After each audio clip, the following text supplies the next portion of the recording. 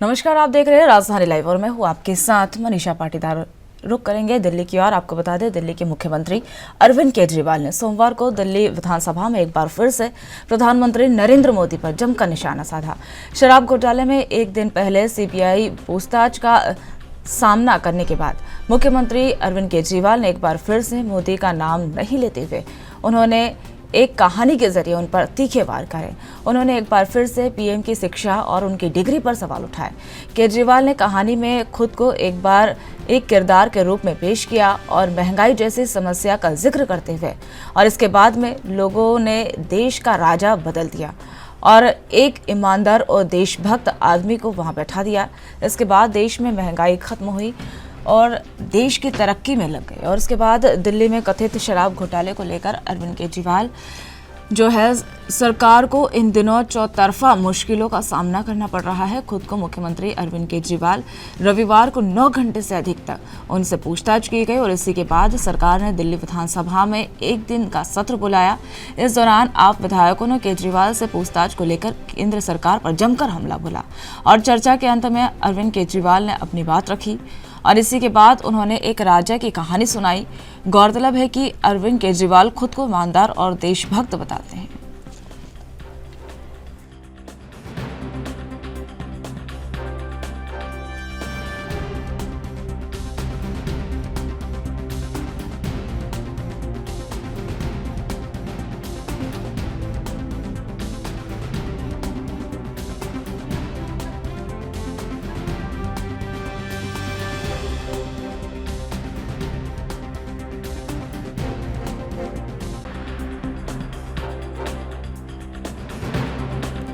दिल्ली के मुख्यमंत्री अरविंद केजरीवाल ने सोमवार को विधानसभा में एक बार फिर से प्रधानमंत्री नरेंद्र मोदी पर जमकर निशाना साधा। शराब घोटाले में एक बार फिर से सीबीआई की पूछताछ का सामना करने वाले दिल्ली के मुख्यमंत्री इस बार प्रधानमंत्री का नाम लिए बिना उन्होंने एक कहानी के जरिए तीखे वार करे और एक बार फिर से पीएम मोदी की शिक्षा और उनकी डिग्री पर सवाल उठाए और इसी के साथ केजरीवाल ने कहानी के जरिए खुद को एक किरदार के रूप में पेश किया गया और महंगाई जैसे समस्या का जिक्र करते हुए बाद में लोगों को उन्होंने कहा कि देश का राजा बदल दिया और इसमें ईमानदार और देशभक्त आदमी को वहां पर बैठा दिया। इसके बाद देश से महंगाई खत्म हो गई, देश की तरक्की करने लगा। उसके बाद दिल्ली में कथित शराब घोटाले को लेकर अरविंद केजरीवाल सरकार को इन दिनों चौतरफा मुश्किलों का सामना करना पड़ रहा है। खुद मुख्यमंत्री अरविंद केजरीवाल रविवार को 9 घंटे की पूछताछ के बाद उनके द्वारा ये वार पलटवार का दौर जो है वो शुरू हो चुका है।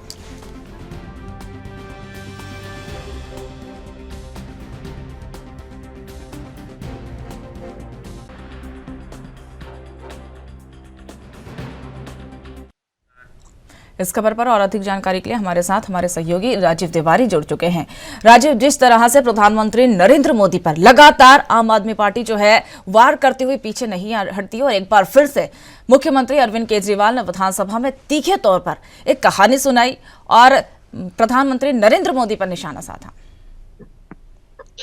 देखिए, यहाँ पर बात करें आम आदमी पार्टी की, बिल्कुल आम आदमी पार्टी जो है वो चौतरफा गिरती हुई नजर आ रही है। लगातार उनके ऊपर हमला देखने को मिल रहा है। मगर यहाँ पर बात करें जिस तरीके से उनके 2 मंत्री जो है वो पहले से ही दिल्ली की तिहाड़ जेल के अंदर बंद है, मगर अब अरविंद केजरीवाल यानी कि आम आदमी पार्टी के जो मुखिया है उनके ऊपर भी कहीं ना कहीं शिकंजा जो है सीबीआई का कसता हुआ नजर आ रहा है। सीबीआई के द्वारा रविवार को उनसे पूछताछ की गई थी, जिसके अंदर 9 घंटे की लगभग पूछताछ की गई और उसके अंदर कैसे सवालों की बौछार जो थी वो अरविंद केजरीवाल को झेलने पड़ी। शराब घोटाले को लेकर लगातार कहीं ना कहीं उनसे पूछताछ की जा रही थी। मगर यहाँ पर बात करें एक दिन का विशेष सत्र जो आम आदमी पार्टी की तरफ से शनिवार को ही डिक्लेयर कर दिया गया था कि सोमवार को यानी 17 अप्रैल को एक विशेष सत्र बुलाया जाएगा दिल्ली विधानसभा के अंदर। और कल जिसकी शुरुआत हुई, जैसे ही दिल्ली विधानसभा के अंदर अरविंद केजरीवाल पहुंचे और लगातार आम आदमी पार्टी की तरफ से लगातार जो हमला है वो भाजपा के ऊपर देखने को मिला। यहाँ पर बात करें, उन्होंने एक कहानी के तौर पर भी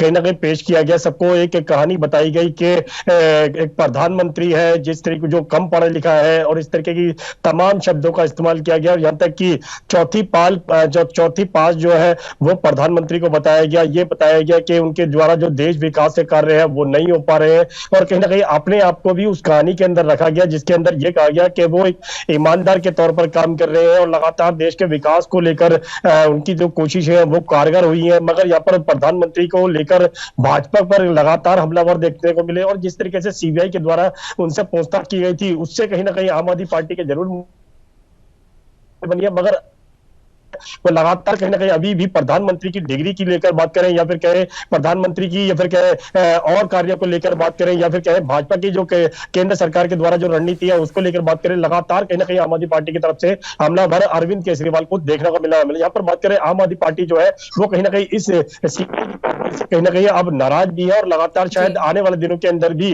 इसी तरीके का हमला जो है वो भाजपा के ऊपर किया जा सकता है। जी राजीव, जिस तरह से सीबीआई की पूछताछ के बाद अरविंद केजरीवाल जो है चारों तरफ से घिरते हुए नजर आ रहा है, और इसी बीच उन्होंने सदन में ये बात भी कही थी, कहीं ना कहीं पर्सनल टिप्पणी भी उनके द्वारा की गई थी। प्रधानमंत्री नरेंद्र मोदी को कहीं एक कहानी के माध्यम से उनके द्वारा कहा गया था कि चाय वाला जो है देश का राजा बन गया, उसके बाद जनता जो है राजा बदल देती है, भ्रष्टाचार वाले इंसान को हटाकर एक ईमानदार और जो बेईमानी ना करे उसको राजा बनाते। तो कहीं ना कहीं ये साफ तौर पर उनका ये कहना था कि अरविंद केजरीवाल जो है पीएम चेहरा अगला हो सकते हैं।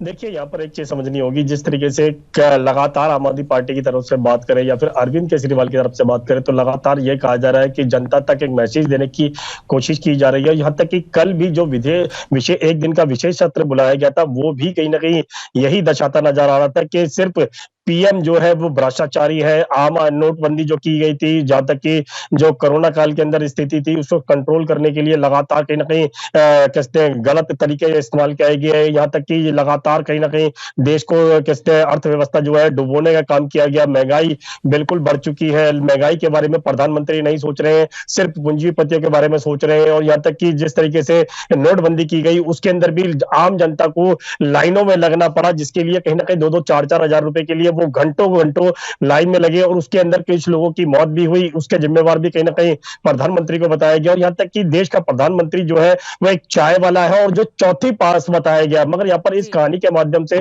कहीं ना कहीं भाजपा को जरूर घेरने की कोशिश की गई। मगर अरविंद केजरीवाल की बात करें, वो कहीं ना कहीं अपने आप को एक ईमानदार के तौर पर पेश कर रहे हैं। और यहाँ पर यह भी कहा जा रहा है कि प्रधानमंत्री को अब बदलना होगा, यानी कि आम जनता तक मैसेज दिया जा रहा है कि प्रधानमंत्री कम पढ़े लिखे हैं, जिनको इतनी समझ नहीं है और पूरा देश नहीं चला सकते हैं। और लगातार कहीं ना कहीं आरोप लगाए जा रहे हैं, और उनको हटाकर अब एक ईमानदार व्यक्ति की जरूरत है, और वो अपने आप को ईमानदार के तौर पर पेश कर रहे हैं। तो साफ जाहिर है कहीं ना कहीं अब प्रधानमंत्री को बदलने की बात की जा रही है, और आम आदमी पार्टी केंद्र के अंदर आना चाहती है, और इसी को लेकर अपने आप को भी एक पीएम के तौर पर पेश करने की कोशिश की जा रही है। और जिस तरीके से आम आदमी पार्टी अब घिर चुकी है, लगातार शराब घोटाले की बात करें, इसके यहाँ तक कि सत्येंद्र जैन जो है वो पहले ही मनी लॉन्ड्रिंग के अंदर गिरफ्तार है। शिक्षा मंत्री जो है, जो पूर्व शिक्षा मंत्री है, वो भी गिरफ्तार है। और अब जिस तरीके से अरविंद केजरीवाल के ऊपर शिकंजा कसा हुआ है, उनको पता है कि उनके बाद भी कहीं ना कहीं आम आदमी पार्टी के नेताओं के ऊपर भी शिकंजा कसा जाएगा, जिससे कहीं ना कहीं आम आदमी पार्टी जो है वो टूटती हुई नजर आएगी। मगर वो अपना हौसला जो है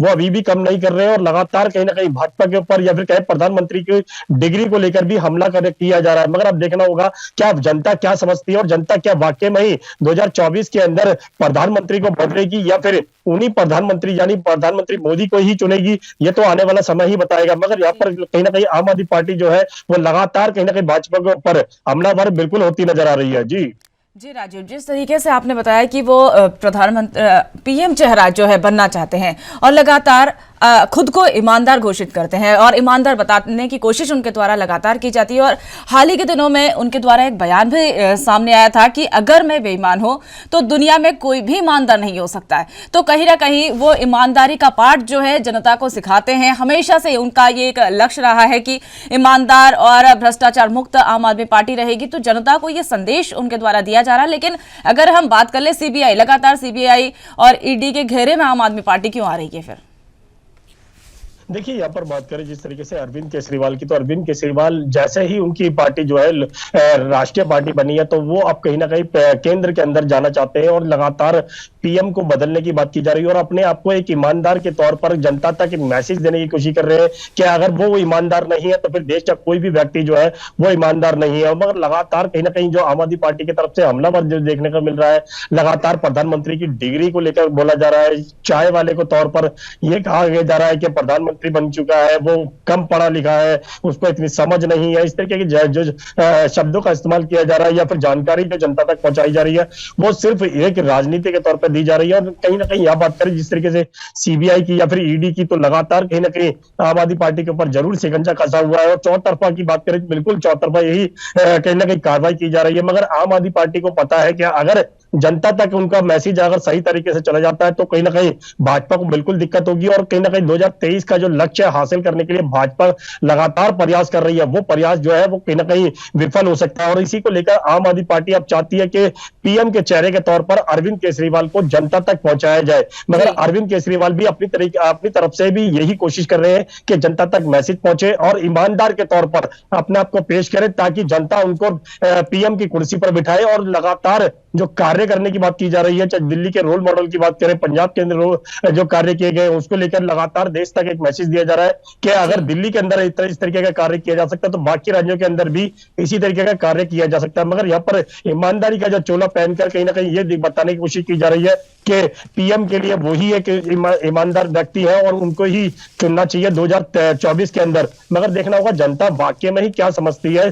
जनता भी कहीं ना कहीं यही चाहती है कि जो सीबीआई के या फिर ईडी के द्वारा जो कार्रवाई की जा रही है उसके अंदर बिल्कुल पारदर्शिता होनी चाहिए और एक जनता तक स्पष्ट तौर पर यह जानकारी मिलनी चाहिए कि वाकई में ही शराब घोटाले के अंदर जो घोटाला नाम लिया जा रहा है कि वाकई में उसके अंदर घोटाला किया गया है या नहीं किया गया है, या फिर जनता तक सिर्फ गुमराह करने की कोशिश की जा रही है, तो आने वाला समय ही बता पाएगा। मगर कहीं ना कहीं आम आदमी पार्टी की मुश्किलें जो है वो बिल्कुल बढ़ी हुई हैं। जी राजीव तिवारी, आप हमारे साथ जुड़े और तमाम जानकारी आपने साझा करी, इसके लिए बहुत बहुत धन्यवाद।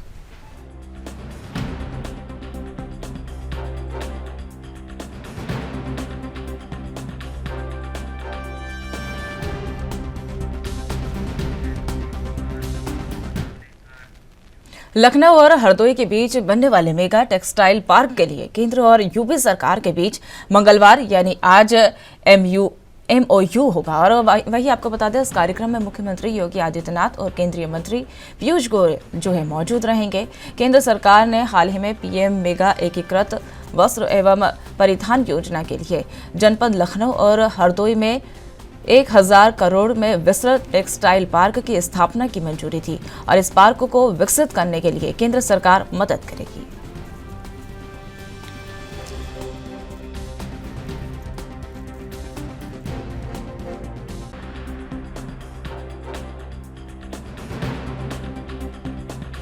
तो आपको बता दें, लखनऊ और हरदोई के बीच बनने वाला मेगा टेक्सटाइल पार्क के लिए केंद्र और यूपी सरकार के बीच मंगलवार यानी आज MOU होगा और इस कार्यक्रम के लिए मुख्यमंत्री योगी आदित्यनाथ और केंद्रीय मंत्री पीयूष गोयल इसमें मौजूद रहेंगे। केंद्र सरकार ने हाल ही में प्रधानमंत्री पीएम मेगा एकीकृत वस्त्र एवं परिधान योजना जनपद पीएम के लिए लगातार लखनऊ और हरदोई में 1000 करोड़ में विस्तृत टेक्सटाइल पार्क की स्थापना को मंजूरी दे दी और इस पार्क को विकसित करने के लिए केंद्र सरकार हमेशा मदद करेगी। और आपको बता दें, लखनऊ और हरदोई के बीच बनने वाला मेगा टेक्सटाइल पार्क के लिए केंद्र सरकार और यूपी सरकार आज उनका समझौता होगा, समन्वय होगा, MOU होगा और इस कार्यक्रम में मुख्यमंत्री योगी आदित्यनाथ के साथ केंद्रीय मंत्री पीयूष गोयल भी मौजूद रहेंगे। केंद्र सरकार ने हाल ही में पीएम मेगा एकीकृत वस्त्र और परिधान योजना के लिए मंजूरी दे दी है।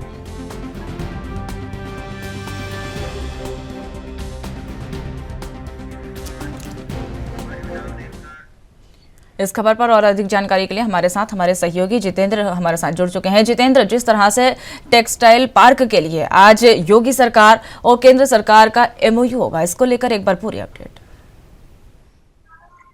देखिए, प्रधानमंत्री नरेंद्र मोदी ने पीएम प्रधानमंत्री मेगा एकीकृत क्षेत्र और परिधान पार्क स्थलों की घोषणा की थी, जिसमें कहा सकता है कि राज्य सरकार और केंद्र सरकार वस्त्र मंत्रालय 4445 करोड़ रुपए की कुल परिव्यय से लगभग 7 मेगा पार्क एकीकृत वस्त्र क्षेत्र में परिधान पीएम मित्रा पार्क स्थापित करने के लिए एक अधिसूचना जारी की थी, जिसमें कहा जा सकता है कि 13 राज्यों में लगभग 18 प्रस्ताव में से 7 स्थानों पर चयन पीएम मित्र के लिए किया गया था, जिसमें पार्क की बात की जाए तो तमिलनाडु, तेलंगाना, गुजरात, कर्नाटक, मध्य प्रदेश, उत्तर प्रदेश और महाराष्ट्र के लिए स्थापित होंगे। और ये कहा जा सकता है कि उसके क्रम में आज ये कहा जा सकता है कि कार्यक्रम रखा गया है, जिसमें पीएम मेगा एकीकृत वस्त्र परिधान मित्र पीएम मित्र योजना के अंतर्गत जनपद लखनऊ व हरदोई में लगभग 1000 एकड़ में विशिष्ट टेक्सटाइल पार्क की स्थापना करने के लिए आज सरकार OMU साइन करेगी। और ये कहा जा सकता है कि कार्यक्रम में मुख्यमंत्री योगी आदित्यनाथ, साथ ही केंद्रीय मंत्री वाणिज्य कार्य, उद्योग,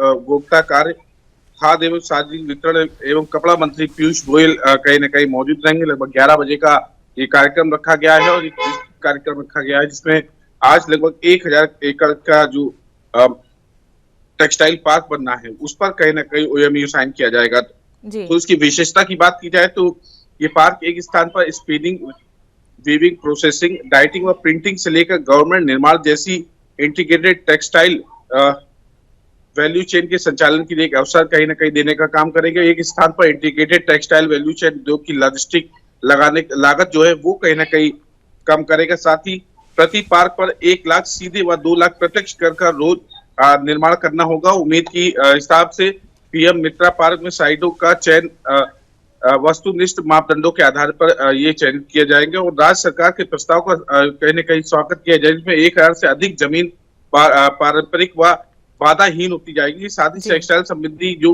परिस्थिति वो कहीं न कहीं उपलब्ध होगी। और ये कहा सकता है कि काफी बड़ी योजना है, लोगों को इससे रोजगार भी मिलेगा। और ये कहा जाता है कि जिस 7 राज्यों को इसको चुना गया था उसमें एक उत्तर प्रदेश भी है और उत्तर प्रदेश के लखनऊ और हरदोई में कहीं ना कहीं ये टेक्सटाइल पार्क लगाया जाएगा। और ये कहा जाता है काफी महत्वपूर्ण परियोजना है और लगभग 1000 एकड़ की जो जमीन है वो कहीं ना कहीं राज्य सरकार उपलब्ध लगाई, जिसमें जो टेक्सटाइल कंपनियां, कपड़ा उद्योग एक ही जगह पे सारे काम किए जाएंगे। जी जितेंद्र चौहान, जिस तरीके से टेक्सटाइल पार्क के लिए आज MOU होगा और उसके लिए केंद्र सरकार जो है लगातार उनके द्वारा ये भी कहा जा रहा है कि पार्क को विकसित करने के लिए हर संभव मदद जो भी की जाएगी वो हमेशा से रहेगी और आगे भी उनके द्वारा हर संभव मदद करने की कोशिश भी लगातार जताई जा रही है। देखिए, केंद्र और राज्य में दोनों ही भारतीय जनता पार्टी की सरकार है और जाहिर सी बात है कि उत्तर प्रदेश में भी बीजेपी की सरकार है। और जिस तरह के केंद्र की बात सामने आई, क्योंकि पीएम मित्रा के नाम से ये कहीं ना कहीं योजना के तहत लाभ दिया जाएगा और ये पार्क जो है पीएम मित्रा की इस योजना के तहत ये पार्क स्थापित किए जाएंगे। तो जाहिर सी बात है केंद्र सरकार ने भी और राज्य सरकार भी पुरजोर कोशिश करेगी, क्योंकि इससे निर्माण से लेकर कहा जा सकता है कि और रोजगार भी कहीं ना कहीं उपलब्ध होने का काम की, तो हर संभव मदद कहीं ना कहीं दोनों ही सरकार मिलकर करेंगी। और ये कहा सकता है कि एक रोजगार के क्षेत्र में एक बड़ा काम ये हो सकता है, क्योंकि इतना बड़ा पार्क लगना और जाहिर सी बात है कि टेक्सटाइल पार्क लगना उसमें तमाम एक ही जगह पर सारे काम होना, तो जाहिर सी बात है कि लोगों को भी रोजगार मिलेगा। उससे जो आयात निर्यात का व्यापार है वो भी कहीं ना कहीं तेजी से उत्तर प्रदेश को जोड़ने का काम करेगा। जी जितेंद्र, जिस तरीके से आपने बताया कि रोजगार का अवसर जो है इसमें मिलेगा, तो ये अभी तक आंकड़ा आंका गया है कि कितना रोजगार जो है वहां पर मिल सकता है, युवाओं को कितना जो वहां पर रोजगार के अवसर बेहतर मिलेंगे? देखिए, एक निश्चित आंकड़ा तो फिलहाल अभी किसी प्रकार की भी सूचना नहीं है, लेकिन ये जो कह सकता है कि अच्छे खासे लोगों को कहीं ना कहीं उत्तर प्रदेश के लोगों को, राजधानी लखनऊ के लोगों को और उत्तर प्रदेश के अलग लोगों को कहीं ना कहीं हर क्रम में कहीं ना कहीं अलग अलग पोस्टिंग दी जाएगी और कहीं ना कहीं इसमें शामिल किया जाएगा। और रोजगार भी कहीं ना कहीं लोगों को मिल जो आसपास जैसे टेक्सटाइल पार्क है तो आसपास के लोगों को भी रोजगार मिलेगा, साथ ही इस पे काम करने वाले को भी रोजगार मिलेगा। तो एक जो पीढ़ी है वो कहीं ना कहीं पीढ़ी कह सकता है कि नौजवान पीढ़ी जो पढ़ लिख कर निकल रही है, तो जाहिर सी बात है उनको एक रोजगार मिलने का भी काम किया जाएगा। क्योंकि ये देखने को मिलता है कि उत्तर प्रदेश में जो अलग उत्तर प्रदेश के जो लोग होते हैं वो दूसरे राज्यों में काम करना चाहते हैं, दूसरे शहरों में काम करना चाहते हैं, तो अपने ही शहर में अपने ही राज्य में अगर जब काम मिलेगा तो शायद उनको भटकना नहीं पड़ेगा। और जाहिर सी बात है इसकी दृष्टि से देखते हुए भी कहीं ना कहीं लोगों को रोजगार मिलेगा और लोग काफी इससे खुश भी होंगे। जी जितेंद्र चौहान, आप हमारे साथ जुड़े और तमाम जानकारी आपने साझा करी, इसके लिए बहुत बहुत धन्यवाद।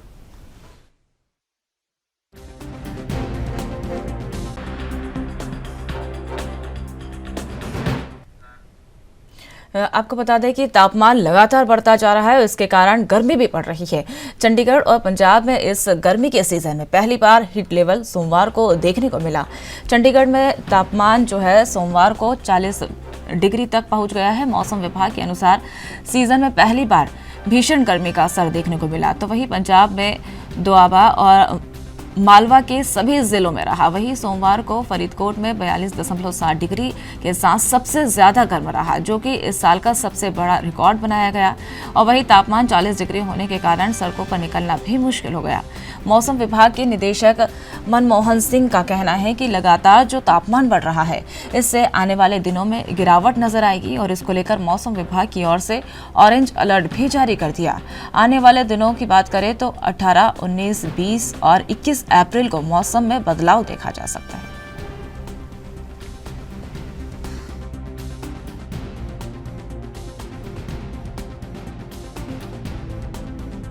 जो पिछले 2-3 दिन से लगातार जो टेम्परेचर है वो राइज हुए हैं। पिछले 24 घंटों में देखें तो जो चंडीगढ़ का तापमान है वो 39 डिग्री पहुंच गया था। चंडीगढ़ एयरपोर्ट पे जो तापमान है वो 40 डिग्री से ऊपर रिकॉर्ड किया गया। इस तरह पंजाब के भी जो बठिंडा के इलाके थे इसमें 40 डिग्री से ऊपर टेम्परेचर रिकॉर्ड किए गए। हरियाणा में अम्बाला का, अपने कुरुक्षेत्र और साथ में हिसार और आसपास के इलाकों में भी तापमान जो 40 डिग्री से ऊपर रिकॉर्ड किए गए।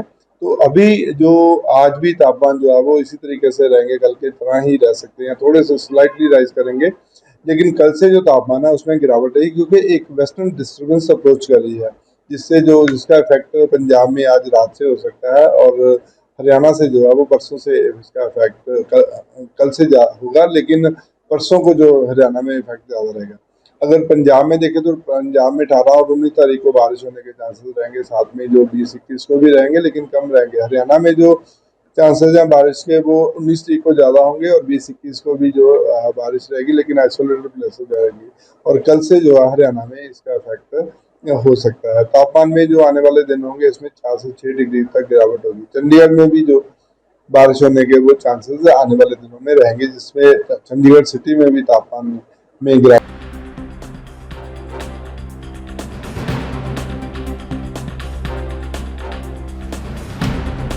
हमारे साथ हमारे सहयोगी संदीप सिंह जुड़ चुके हैं। संदीप, जिस तरह से बदलते मौसम, कभी बारिश कभी धूप और अब जो है आग के गोले बरस रहे हैं और इससे हर कोई परेशान हो रहा है। जी बिल्कुल मनीषा, देखा ये भी जा रहा है कि लगातार गर्मी जो है अपना चरम पे आ चुकी है और 40 डिग्री कहीं ना कहीं तापमान जो है वो पहुंच चुका है, जिसके चलते लोग जो परेशान है। हालांकि मौसम विभाग के वैज्ञानिक की माने तो अगले आने दिनों में यानी कि आज सोमवार से मौसम में बदलाव जो है वो देखा जा सकता है। अगले 4 दिन तक जो है मौसम बदलाव हो जाएगा, थोड़ा गर्मी से राहत मिलती हुई नजर आएगी और कहीं ना कहीं जो है हल्की बौछारें भी होती हुई नजर आएंगी। हालांकि जरूर देखा गया है कि लोग जो है गर्मी से तड़फड़ा रहे हैं और लगातार मौसम वैज्ञानिक की माने तो वो खुद कह रहे हैं कि 1:30 बजे से 3:30 बजे के बीच जो है घर से बाहर निकलने से गुरेज करें। हालांकि उस समय जो है गर्मी पूरे अपने चरण पर होती है, तो कहीं ना कहीं लगातार मौसम वैज्ञानिक की माने तो जरूर गर्मी जो है अपने चरणों पर है। और अगर आज की बात करें सोमवार से लेकर अगले 3 दिन जो है वो भी मौसम जो है अच्छा रहने वाला है। और आज भी अगर देखा जाए तो धूप जो है कम निकलती हुई नजर आ रही है चंडीगढ़ में। जी संदीप, अगर बात कर ली जाए 40 डिग्री का जो है सेल्सियस पार कर चुका है और सबसे ज्यादा अगर बात कर ली जाए तो फरीदकोट में 42.7 डिग्री सेल्सियस पे पारा पहुंच चुका है। यानी कि जो गर्मी का हाल है अभी से ही ऐसा हाल बना रहा है, तो लोगों को उसके लिए क्या सुरक्षा के लिए क्या रखना पड़ता है, क्या सुविधाएं उनके द्वारा की जा सकती है? जी बिल्कुल, अगर बात कर लें पंजाब एरिया, पंजाब में लगातार जो है गेहूं की जो है वहाँ पे कटाई होनी है, जिसके चलते जो दूध की जो है उठती हुई नजर आएगी और जो है गर्मी ज्यादा होती हुई नजर आएगी, क्योंकि गर्मी से ही जो गेहूं जो है वो पकती है। तो कहीं ना लगातार देखा जाए अमृतसर जलंधर के एरिया कहीं ना कहीं गर्मी जो है वो पूरे चरण पर है। और अगर चंडीगढ़ की बात माने तो 40 है, अगर वहाँ की बात माने तो 40 से 42 डिग्री तक जो है तापमान चला जाता है, क्योंकि दोपहर का समय होता है। तो दोपहर के समय में जो वाहन है वो भी कहीं ना कहीं चलते हैं, जिसके चलते पोल्यूशन होता है, पोल्यूशन से गर्मी जो है बढ़ती हुई नजर आती है। तो कहीं ना कहीं अगर देखा जाए तो 1.5 से 3 जो है मौसम विज्ञान की माने तो बाहर निकलने से लोगों को गुरेज जो है करना चाहिए ताकि गर्मी से बच सके। जी संदीप, अगर बात कर ली जाए मौसम विभाग ने ऑरेंज अलर्ट जारी कर दिया, तो लोगों को गर्मी से बचने के लिए क्या उपाय वहां पर किए जा रहे हैं? सड़कों पर जो है जूस के ठेले या फिर इन लोगों के लिए, रेहड़ी वालों के लिए बचने के लिए क्या उपाय सरकार के द्वारा किए गए? देखिए, गर्मी से बचने के लिए पहले तो घर से निकलने से गुरेज करें, क्योंकि गर्मी जो है काफी चरणों पर है। जैसे कि लगातार देखा जा रहा है तापमान बढ़ता ही जा रहा है, लगातार यही हो रहा है, और जिसके चलते लोगों को जरूर अपने सेहत का ध्यान रखना चाहिए। अपने साथ पानी की बोतल जो है वो लेकर घर से निकलना चाहिए ताकि प्यास, गर्मी से प्यास जो लगती है उसको बुझाया जा सके और गर्मी से थोड़ी राहत जो है वो जूस मिल सके। हालांकि जूस की जो है वो भी सेवन करना चाहिए लोगों को। जी संदीप सिंह, आप हमारे साथ जुड़े और तमाम जानकारी आपने साझा करी, इसके लिए बहुत बहुत धन्यवाद।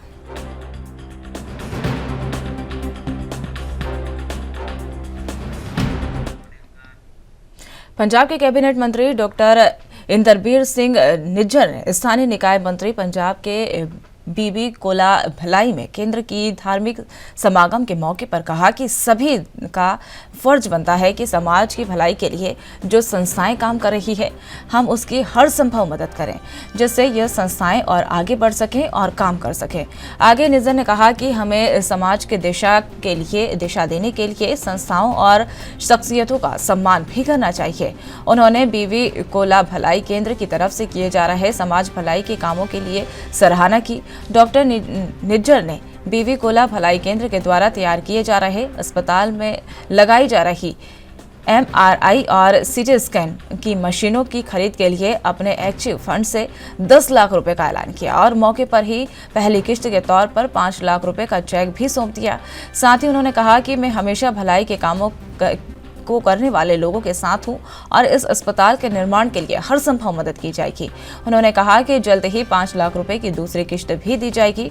डॉक्टर निज्जर ने आगे कहा कि यदि कोई और फंड की जरूरत पड़े तो वो भी मदद के लिए आगे आएंगे।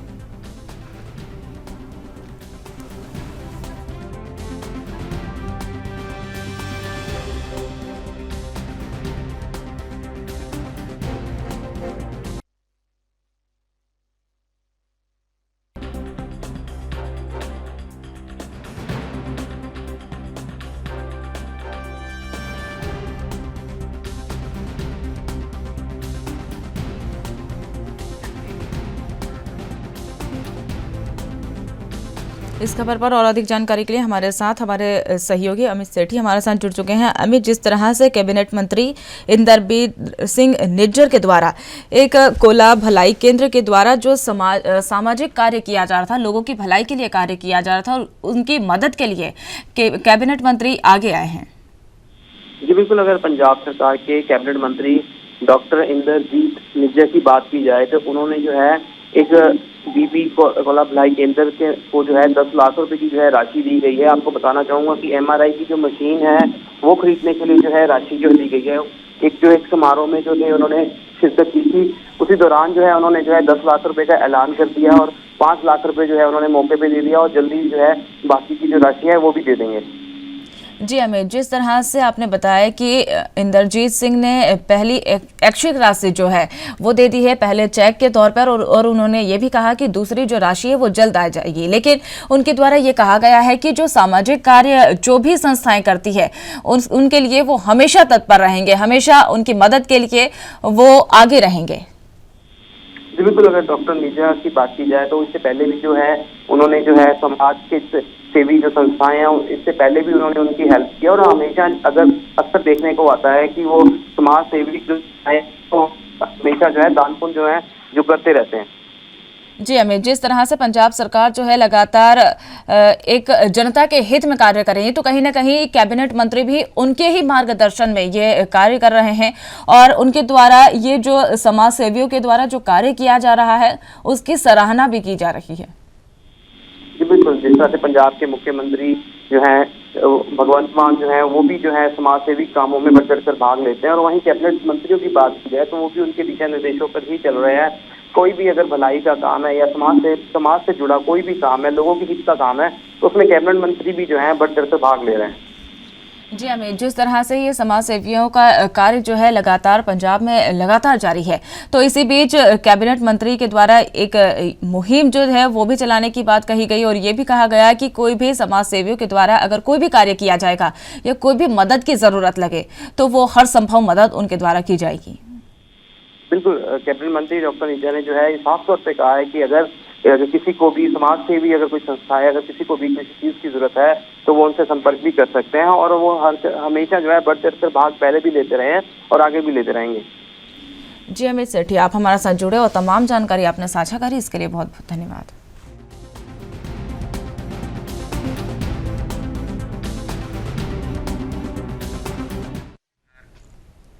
उत्तराखंड में कांग्रेस के वरिष्ठ नेताओं के बीच लगातार जुबानी जंग जो है वो थमने का नाम नहीं ले रही है और उसे थमाने के लिए केंद्रीय पर्यवेक्षक पीएल पुनिया देहरादून पहुंचे और कांग्रेस नेताओं के साथ बैठक कर विवाद को थमाने की कोशिश कर रहे हैं। और इसी बीच मामले में बीजेपी ने चुटकी ली। बीजेपी प्रदेश प्रवक्ता वीरेंद्र बिष्ट ने कहा कि उत्तराखंड कांग्रेस में बवाल कभी शांत नहीं हो सकता। राज्य गठन के बाद अब तक उत्तराखंड कांग्रेस के नेताओं ने चाहे सत्ता में हो या फिर विपक्ष में अपनी जिम्मेदारियों को पूरा नहीं किया। मौजूदा समय में कांग्रेस के नेताओं को जनता से जुड़े मुद्दों को उठाना प्राथमिकता से उठाना चाहिए, लेकिन नेता आपस में ही लड़ रहे हैं, फिर चाहे सोनिया गांधी हो या राहुल गांधी। पर्यवेक्षक बनकर भी उत्तराखंड आ जाए तो उत्तराखंड कांग्रेस में झगड़ा खत्म नहीं हो सकता। वीरेंद्र बिष्ट ने आगे कहा कि कांग्रेस का हर नेता अपने पार्टी में अध्यक्ष खुद को समझता है।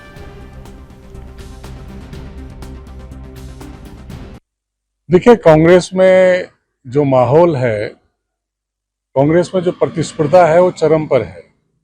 कांग्रेस के नेता किसी को नेता मानने को तैयार नहीं है, अपने से बड़ा किसी को मानने को तैयार नहीं है। वो कहते हैं उनके आंतरिक लोकतंत्र है। उनका आंतरिक लोकतंत्र सड़कों पर, चौराहों पर चिंगाड़े मार रहा है। कहाँ से सुलह हो जाएगी जब प्रतिस्पर्धा चरम सीमा पर है। पर्यवेक्षक आ गए हैं, बैठकें हो रही हैं और उसके बाद बाहर जो है वहीं पर बयानबाजियां हो रही हैं। तो इससे साबित हो गया कि कांग्रेस में सब कुछ ठीक ठाक नहीं है। सब लोग अपना अपना रास्ता देख रहे हैं और कांग्रेस को डैमेज कंट्रोल कहाँ है तो डैमेज करने में लगे हुए हैं। तो कांग्रेस तो लगातार डैमेज हो रही है, कोई कंट्रोल नहीं हो पा रहा है, ना ही कोई किसी की बात सुन रहा है।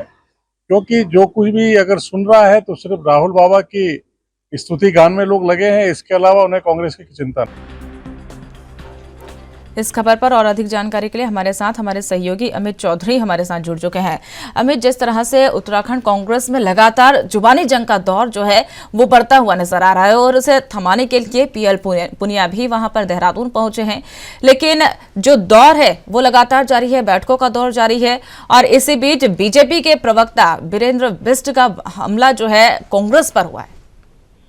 बिल्कुल मनीषा, देखिए जिस तरीके से बात की जाए जो उत्तराखंड कांग्रेस में जो माहौल हो रहा है, लगातार जो इसके जो शीर्ष नेतृत्व जो नेता हैं, जो वरिष्ठ नेता हैं, वो लगातार कांग्रेस के अंदर ही बयानबाजी लगातार कर रहे हैं अपनी पार्टी के नेताओं के खिलाफ और ये बयानबाजी कांग्रेस को लगातार डैमेज कर रही है। ये बात केंद्रीय नेतृत्व कांग्रेस का जानता है कि उत्तराखंड के अंदर लगातार डैमेज कहीं ना कहीं कांग्रेस होती है। जो कार्यकर्ता हताश है, कांग्रेस के नेता पार्टी छोड़ के अन्य पार्टी में जाने के लिए विवश हो रहे हैं। तो ये सारी चीजें जो है इसको देखते हुए पर्यवेक्षक के तौर पर यहाँ पर पुनिया को भेजा गया है और जो यहाँ पर अभी जो मुद्दा चल रहा है जिसमें प्रदेश प्रभारी देवेंद्र यादव को लेकर के यहाँ के प्रीतम सिंह की बात कर रहे हैं, तिलकराज भेड़ की बात कर रहे हैं, वो प्रमुखता से मुखर होकर के बात कर रहे हैं। तो ये कहीं ना कहीं दिक्कत है कांग्रेस की और पार्टी फोरम में बात ना रख करके ये जग जाहिर कर दी जाती है इनकी तरफ से और इसको लेकर के जो अन्य दलों के जो लोग हैं वो कहीं ना कहीं उनको कहने का मौका मिलता है और ये मौका इस बार भाजपा को मिला है। भाजपा के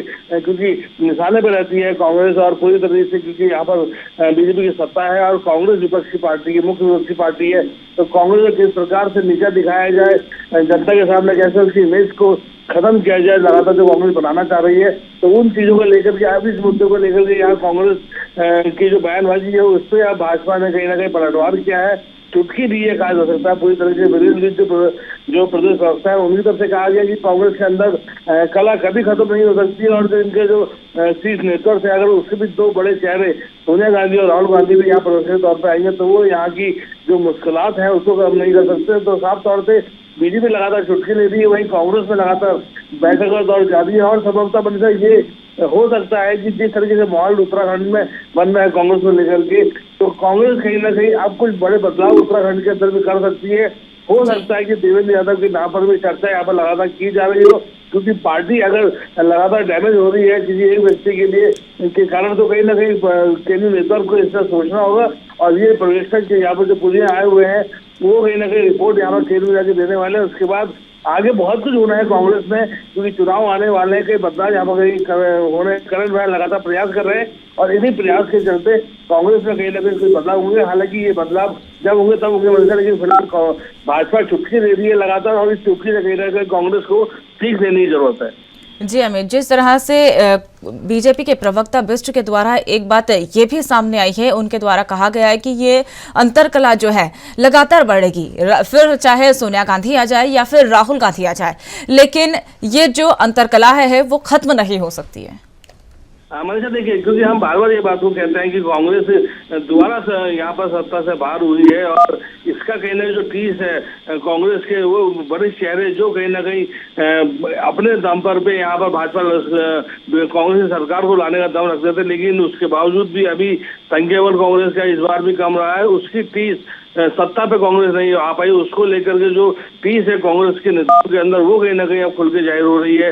और लगातार हर पहलू पे यहाँ पर कांग्रेस यहाँ पर जो बातें कर रही है, देवेंद्र यादव की बात की जाए, प्रभारी वो कांग्रेस के थे चुनाव के दौरान, और उसके बाद टिकट बंटवारे को लेकर के यहाँ पर अब कहीं ना कहीं नाराजगी की बात सामने आ रही है, टिकट सही नहीं बटे थे, और उसके बाद कुछ लोगों पे देवेंद्र यादव का ध्यान था। तो ये सारी बातें पार्टी फोरम में ना रख करके कहीं ना कहीं ये बड़े जो नेता है ये पब्लिक के बीच में सारी बातें ला रहे हैं, जिसको सभी को इस बात पे बोलने का मौका मिल रहा है। ये सारी चीजें डैमेज कंट्रोल कहीं ना कहीं करने की कोशिश लगातार कांग्रेस के जो बड़े चेहरे हैं वो यहाँ पर कोशिश कर रहे हैं, लेकिन जो बयानबाजी है उस पर कहीं ना कहीं लगाम कसनी बहुत जरूरी है। कांग्रेस के अंदर लगातार कहा जाता है कांग्रेस में अनुशासन को लेकर कहीं ना कहीं बड़ा स्टेप उठाना चाहिए, और ये स्टेप अब आने वाले समय में उठता है नहीं उठता देखने वाली बात होगी। लेकिन फिलहाल अभी कांग्रेस में की बात की जाए तो बैठक का दौर जारी है, और कुछ निर्णय यहाँ पर अहम निर्णय लिया जा सकते हैं उत्तराखंड कांग्रेस को लेकर के, और वहीं भाजपा उनके हर कदम पे यहाँ पर नजर बनाए रख रही है, क्योंकि अभी निगम चुनाव होने हैं और यहाँ पर 2024 में लोकसभा चुनाव है, तो उसको लेकर के कांग्रेस अपना माहौल ना बना पाए, इसको लेकर भाजपा लगातार कोशिश करेगी। और वहीं बीजेपी अब आगे अपना माहौल ना बनाए उसको लेकर कांग्रेस लगातार यहाँ पर प्रयास करेगी। दोनों ही पार्टियों में यहाँ पर लगातार प्रतिस्पर्धा की यहाँ पर जो दौर है वो जारी होने वाला है, और कांग्रेस लगातार इसे ध्यान दे रही है। फिलहाल कांग्रेस के अंतर्गला खत्म होने की कोशिश की जा रही है ताकि आगामी चुनाव में कांग्रेस बेहतर प्रदर्शन कर सके। जी अमित चौधरी, आप हमारे साथ जुड़े और तमाम जानकारी साझा करें, इसके लिए बहुत बहुत धन्यवाद।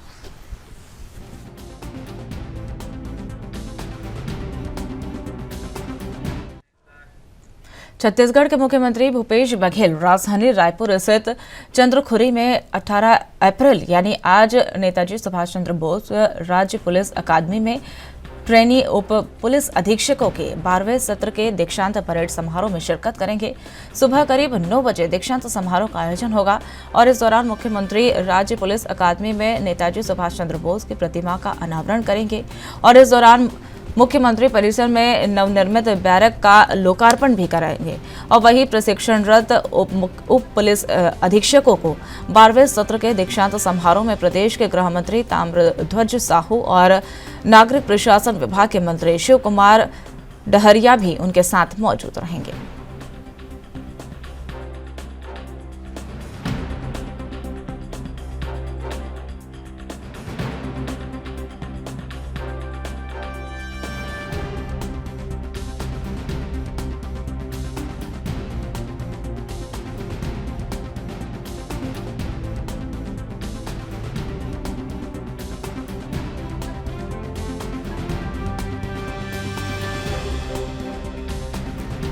इस खबर पर और अधिक जानकारी के लिए हमारे साथ हमारे सहयोगी अखिलेश तिवारी हमारे साथ जुड़ चुके हैं। अखिलेश, जिस तरह से मुख्यमंत्री भूपेश बघेल जो है चंदखुरी में आयोजित जो है परेड समारोह का जो दीक्षांत समारोह का आयोजन होना है उसमें शिरकत करेंगे, उसको लेकर एक बार पूरी रूपरेखा जो है वो अपडेट कर दीजिए।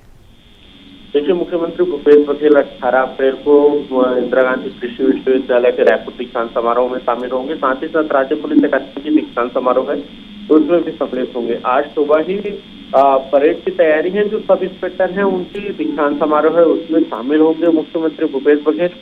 साथ ही साथ गृह मंत्री और शिव डहरिया जो है वो भी शामिल होंगे। इसके अलावा कई ऐसे विषय हैं जिनको लेकर के पहले ही जो सब इंस्पेक्टर की जो संघ रहे हैं वो तत्कालिक मांग पे रहे हैं, क्योंकि अचानक जो नक्सल क्षेत्र होते हैं वहाँ हमलावर काफी होते हैं नक्सलियों के द्वारा, जिसको लेकर के महंगाई भत्ता से लेकर के नक्सली भत्ता की जो मांग है उसको लेकर के बढ़ाने की जो लालसा रही है वो पहले शुरुआती दौर में ही रही है। इन तमाम विषयों को लेकर के एक बैठक भी आयोजन किया गया है और बैठक में क्या निर्णायक होता है ये देखने वाला विषय रहेगा मनीषा। लेकिन खासा बात यह है कि आज दीक्षांत समारोह है। दीक्षांत समारोह मुख्यमंत्री भूपेश बघेल कई ऐसे विषय हैं जिनको लेकर के पटल पर रखेंगे, साथ ही साथ उनको नई सौगात भी मिल सकती है। जी अखिलेश, जिस तरह से समारोह के बाद मुख्यमंत्री भूपेश बघेल जो है सुभाष चंद्र बोस की प्रतिमा का भी अनावरण करने वाले हैं, तो वहां की तैयारियां की अगर बात कर ली जाए तो क्या क्या तैयारियां जो है की गई है वहां पर? देखिए, मुख्यमंत्री भूपेश बघेल चंदखुरी पहुंच गए हैं और चंदखुरी में हेलीपैड से सीधे चंदखुरी के जो सुभाष चंद्र बोस जी हैं उसके माल्यार्पण करेंगे। साथ ही साथ वहां से माल्यार्पण करने के पश्चात एक परेड में शामिल होंगे। परेड में शामिल होने के पश्चात ही मुख्यमंत्री भूपेश बघेल अलग अलग जो कार्य हैं उनमें सम्मिलित होंगे। उनका एक घोषण भाषण भी रखा गया है ताकि वहाँ के जो सब इंस्पेक्टर हैं और पुलिस बल है उनको एक मोटिवेशनल स्पीच भी मिल सके। साथ ही साथ नक्सलियों से किस तरीके से वो लोहा ले सकते हैं और यहाँ के जो आपराधिक प्रवृत्ति के जो लोग हैं उनको पहले पायदान में किस तरीके से ट्रेनिंग जो मिलता है, ट्रेनिंग में किस तरीके से समय और सौहार्द और लोगों को मदद करने के लिए किस तरीके से लालसा बढ़ाई जाती है, इसके विषय में भी चर्चा की जाएगी। और साथ ही साथ जो ग्राउंड की जो लेवल है उस पर सब इंस्पेक्टर लोगों की जो प्रक्रिया रहती है, उनका जो कार्य दक्षता रहता है, उनको किस तरीके से और निखारा जा सकता है, इस विषय को लेकर के बिल्कुल नामबंद रहेंगे। इस विषय को लेकर के मुख्यमंत्री भूपेश बघेल आज भाषण भी देंगे और एक जोश भरने की उम्मीद जो है वो निश्चित तौर पर मुख्यमंत्री भूपेश बघेल करेंगे। जी अखिलेश, जिस तरह से आपने बताया कि मुख्यमंत्री के द्वारा जोश भरने की आज कोशिश की जाएगी और इसी बीच उनके द्वारा परिसर में जो है नवनिर्मित बैरक का भी लोकार्पण किया जाएगा और ये भी संभावनाएं जताई जा रही हैं कि कई सौगातें जो है सीएम के द्वारा दी जाने वाली है।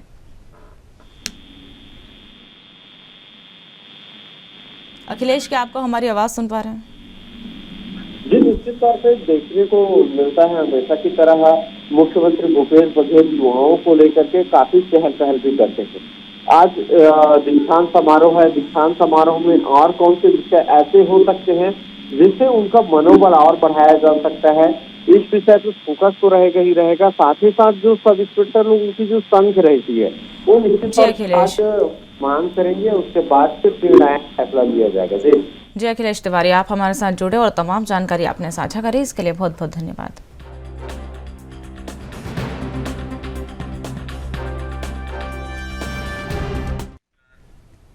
पुलिस की कस्टडी में माफिया अतीक अहमद और उसके भाई अशरफ की हत्या को लेकर विपक्ष लगातार बीजेपी सरकार पर हमलावर है और अब पीडीपी प्रमुख और जम्मू कश्मीर की पूर्व मुख्यमंत्री महबूबा मुफ्ती ने सरकार को आड़े हाथों लिया।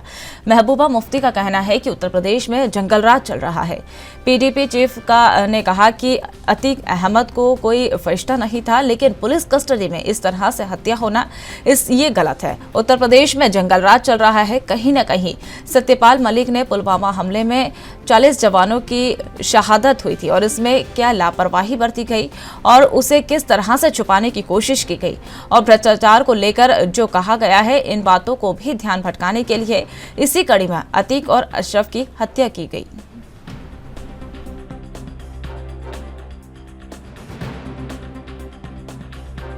सीरत आदमी था, एक्यूज था, तो उसको पुलिस कस्टडी में इस तरह आके कोई मार दे तो जंगलराज ही है, ये तो सीधे इसको जंगलराज ही कहेंगे। और इसके बाद ये भी बात सही है कि इसने सुप्रीम कोर्ट में अतीक अहमद ने गुहार लगाई थी कि मुझे खतरा है, मेरी जान को खतरा है, मुझे सिक्योरिटी दी जाए। सुप्रीम कोर्ट ने भी इसमें इंटरवीन नहीं किया, जो बहुत ही बदकिस्मती की बात है, क्योंकि इंसान आखिरकार जाए तो जाए कहाँ।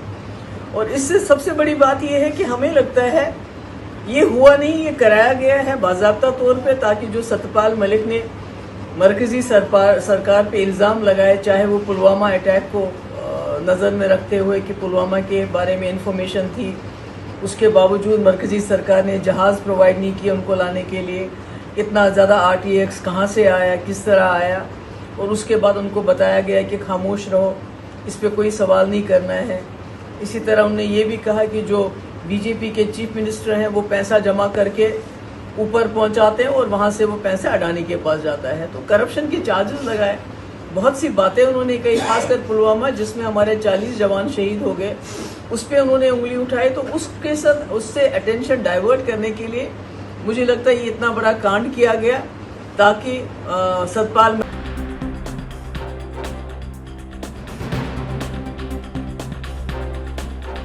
इस खबर पर और अधिक जानकारी के लिए हमारे साथ हमारे सहयोगी रविंद्र श्रीवास्तव हमारे साथ जुड़ चुके हैं। रविंद्र, जिस तरह से जो माफिया ब्रदर्स की हत्या की गई उसको लेकर विपक्ष जो है सरकार को घेरने की लगातार कोशिश कर रहा है और इसी बीच महबूबा मुफ्ती भी मैदान में आ गई और उनके द्वारा कहा गया कि उत्तर प्रदेश में जंगल राज शुरू हो गया है।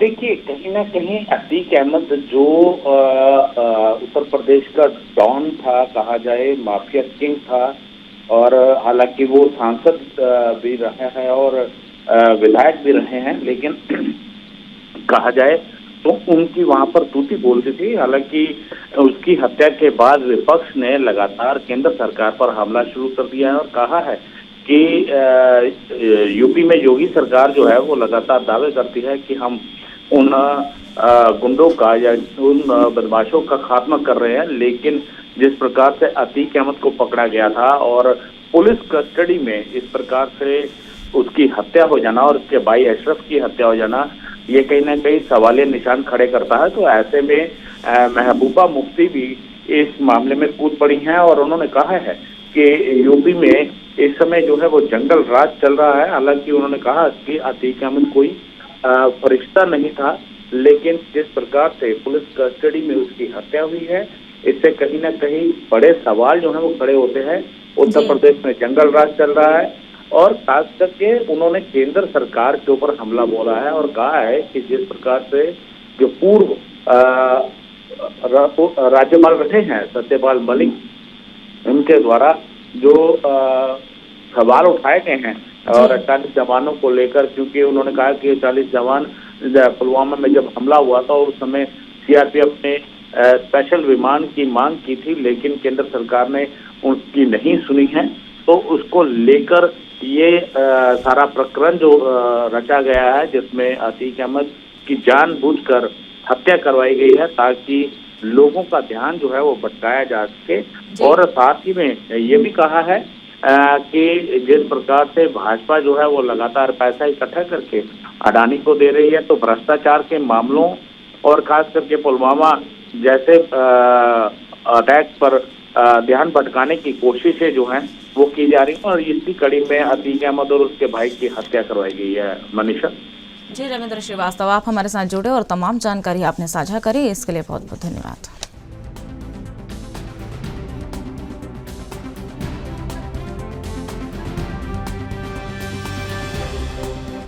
तो फिलहाल हमारे साथ राजधानी लाइव में इतना ही। तमाम तरह की अपडेट्स के लिए देखते रहिए ANB न्यूज़। नमस्कार।